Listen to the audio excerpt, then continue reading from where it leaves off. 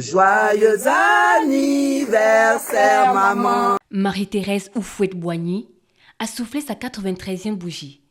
Un regard de rêve, un sourire angélique qui n'a jamais manqué sur le visage de celle qui est la toute première First Lady de Côte d'Ivoire. On le constate sur les clichés qui ont réussi à traverser les époques et les âges.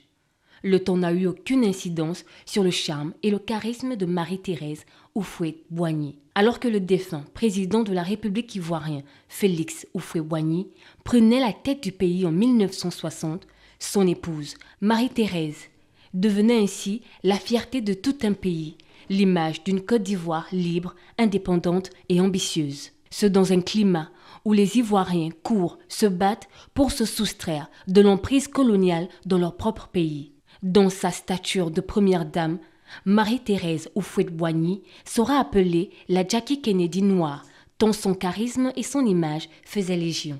Marie-Thérèse Houphouët-Boigny, née Thérèse Goran-Brou, voit le jour un 17 septembre 1930 en Côte d'Ivoire. Son père, Lambert Yao Brou, alors inspecteur des douanes, et sa mère, Suzanne Aya Floquet, une famille bourgeoise des années coloniales, l'une des rares qui a accès à certains privilèges et peuvent offrir à leurs enfants une instruction universitaire. Belle et intelligente, la princesse Paoulé a fait son parcours scolaire à l'école normale des filles de Bingerville, à l'époque capitale du pays, puis au lycée à Mami Faté de Bingerville.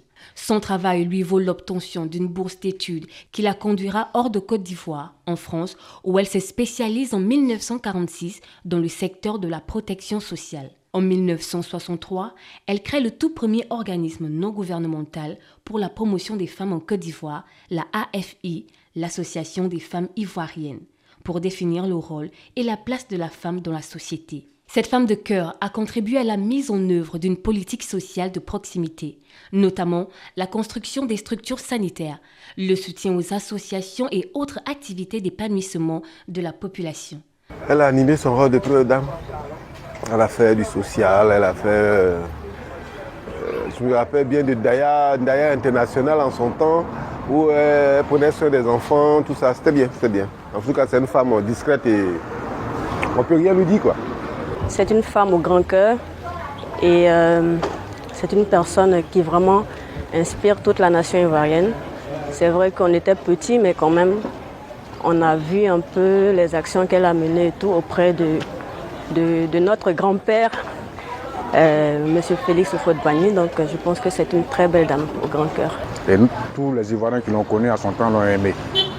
Ça, je n'en doute pas. Durant 33 ans, aux côtés de son époux, le chef de l'État ivoirien, Marie-Thérèse Houphouët-Boigny, a été l'une des rares premières dames africaines à effectuer des missions avec son époux, chef de l'État. Sa beauté, son calme et son élégance ont servi à capter l'attention de la presse américaine qui lui attribue le pseudonyme de Africa's Jackie, ou la Jackie Kennedy d'Afrique. Peu présente dans les affaires politiques, c'est dans le domaine social que Marie-Thérèse Houphouët-Boigny exprime sa dévotion. Le 18 octobre 2022, elle a été élevée à la dignité de grand officier dans l'ordre national, une distinction digne de cette grande dame qui aura participé à la fondation de l'histoire de la Côte d'Ivoire aux côtés de son époux.